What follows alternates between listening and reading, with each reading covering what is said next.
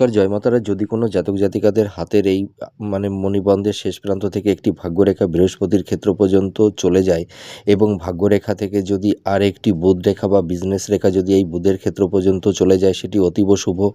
আবার এর পাশাপাশি আপনারা দেখতে পাচ্ছেন হাতের চন্দ্রস্থান থেকে একটি রেখা চন্দ্রক্ষেত্র পর্যন্ত চলে গেছে।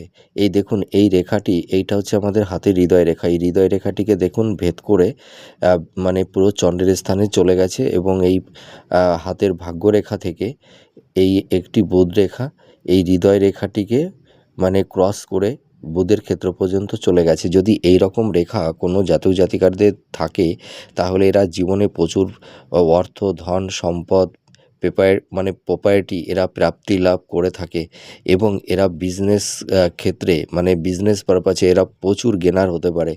এরা বিজনেসে প্রচুর মানে কি বলবো, মানে প্রচুর অর্থের মালিক হতে পারে এবং এদের একাধিক বিজনেসের সোর্স এদের কিন্তু তৈরি হয়।